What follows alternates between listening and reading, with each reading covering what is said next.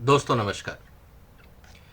आज विश्व गुरु भारत ने पूरी दुनिया में हर जिज्ञासु व्यक्ति के लिए एक नई शब्दावली को उनके सामने रखा है। एक नया शब्द शिव शक्ति आज पूरी दुनिया के सामने है। अचानक इस शब्द के सामने आने से और इसका संबंध दुनिया की स्पेस रिसर्च के साथ होने से निश्चित रूप से पूरी दुनिया में इस शब्द के प्रति, इसके पीछे के इतिहास के प्रति दुनिया में जिज्ञासा बढ़ेगी। इस पे आज हम विस्तार से चर्चा करेंगे कि आने वाले दिनों में इसके क्या फायदे होंगे, किस तरह से ये भारतीय संस्कृति और भारत के बारे में और जानकारी दुनिया तक पहुंचाएगा।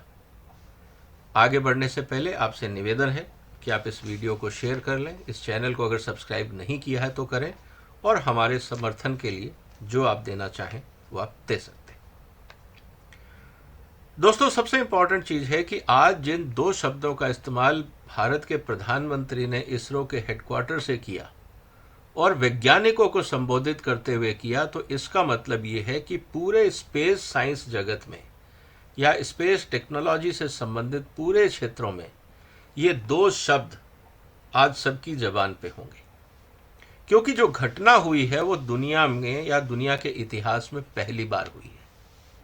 साउथ पोल पे अगर चंद्रयान उतरा है तो ये मानवता के इतिहास में पहली घटना है और पहली घटना हर आदमी याद रखता है।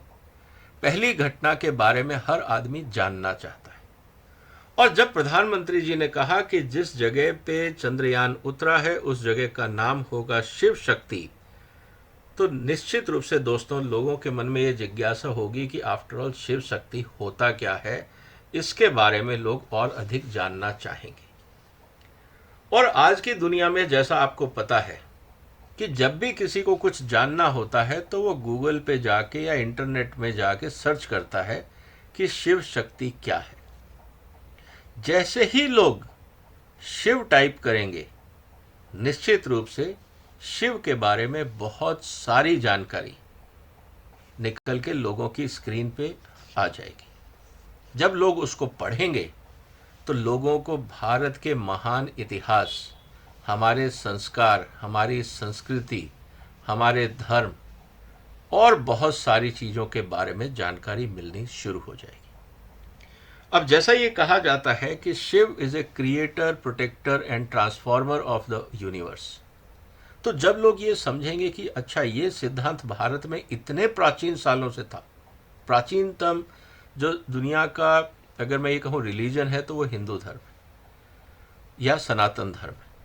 अगर हम सबसे पुराने धर्म के बारे में जानते और वहाँ इन बातों को, यूनिवर्स के बारे में चर्चा होती थी, तो लोगों को निश्चित रूप से अचंभा होगा और हमारी संस्कृति और इतिहास को जानने में लोगों की दिलचस्पी बढ़ेगी। ये बात बहुत इंपॉर्टेंट है।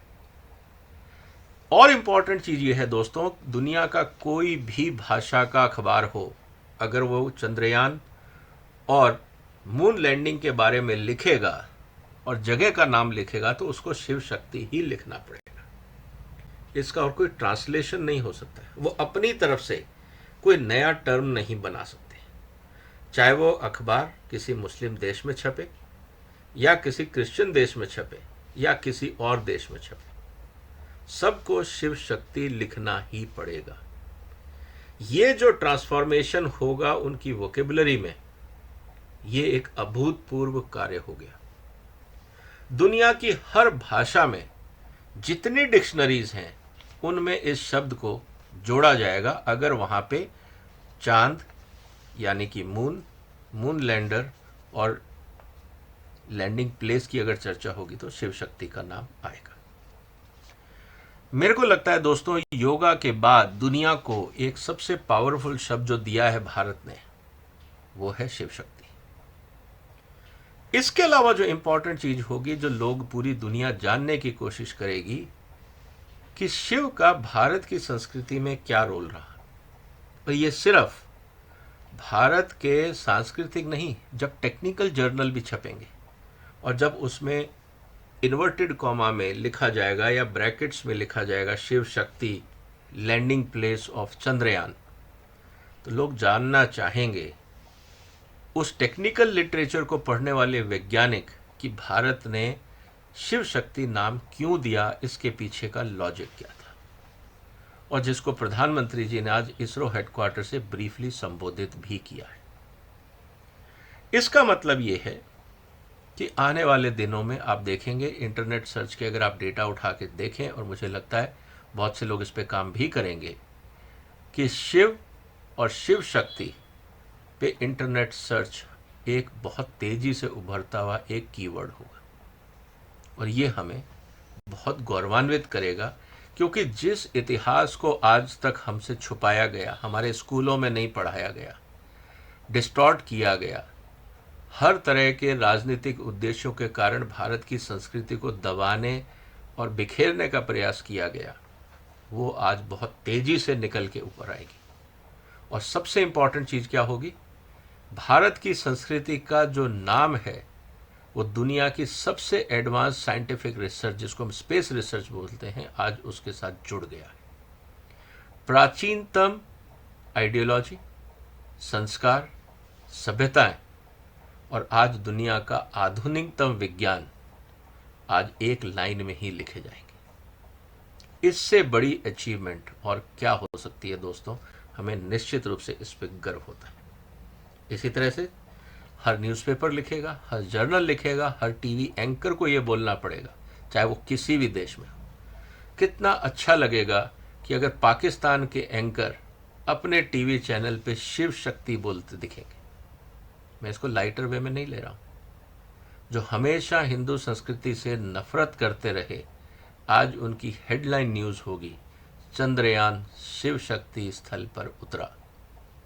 कितनी अच्छी लगेगी ये लाइन उन लोगों से जो भारत की संस्कृति और भारत की सभ्यता को इग्नोर करना चाहते थे या डिस्क्रेडिट करना चाहते थे।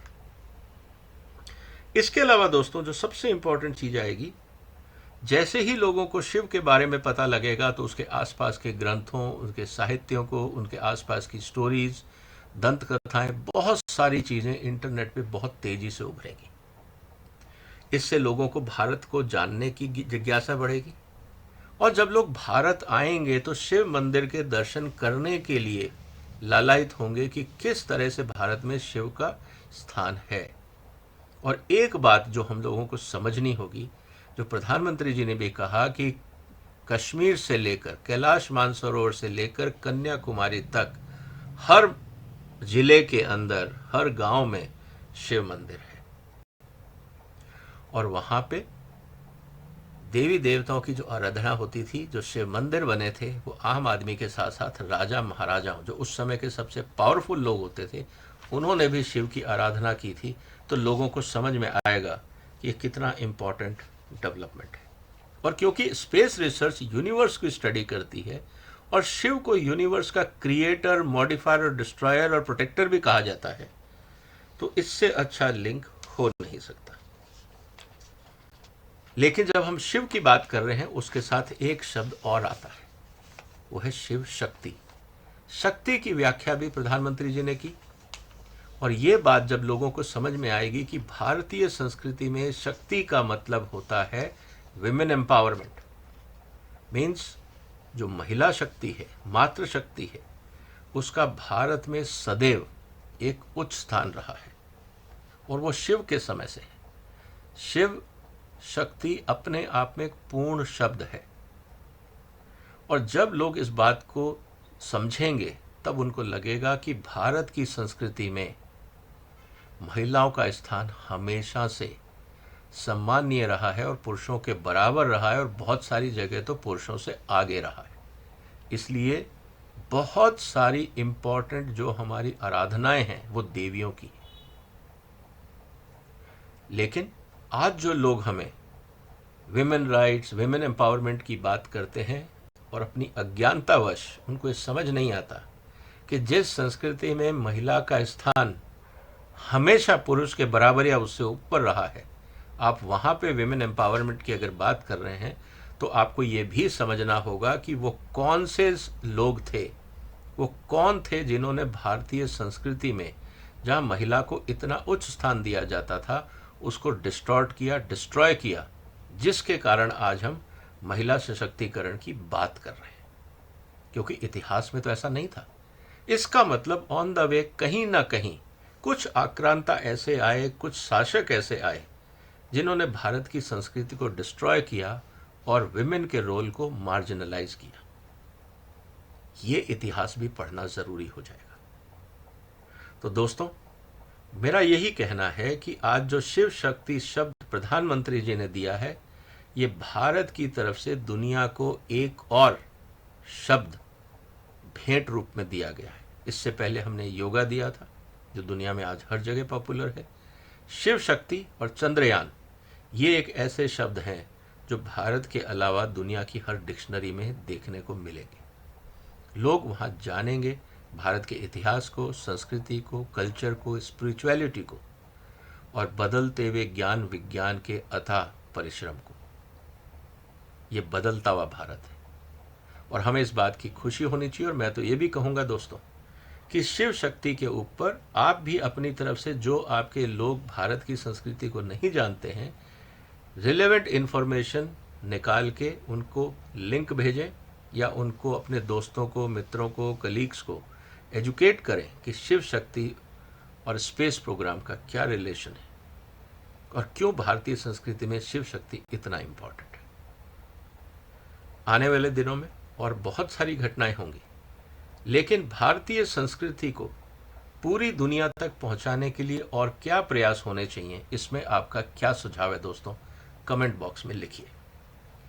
एक चीज हमें और समझनी होगी कि भारत का बहुत सारा इतिहास डिस्टॉर्ट किया गया, डिस्टर्ब किया गया। यहाँ तक कि डॉक्यूमेंट्री एविडेंस है कि 1700 साल का इतिहास डॉक्यूमेंटेड ही नहीं है, और जो डॉक्यूमेंटेड था उसको सिर्फ मिथ या फिक्शन कह के डिस्क्रेडिट किया गया हिस्टोरियंस के द्वारा।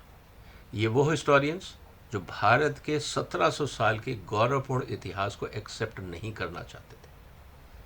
मुझे लगता है भारत सरकार को एक बार दोबारा भारत की क्रोनोलॉजिकल हिस्ट्री को देखना होगा। बहुत सारी गौरवान्वित चीज़ों को हमसे दूर रखा गया, छुपा के रखा गया। उस पर भी मैं आपसे कभी डिटेल में चर्चा करूंगा। फिलहाल आप इस वीडियो को शेयर करें, इस चैनल को सब्सक्राइब करें अगर आपने नहीं किया है तो मेंबरशिप बन के आप हमारा समर्थन भी कर सकते हैं, बाकी कंट्रीब्यूशन भी कर सकते हैं। आपने वक्त निकाला, आपका धन्यवाद।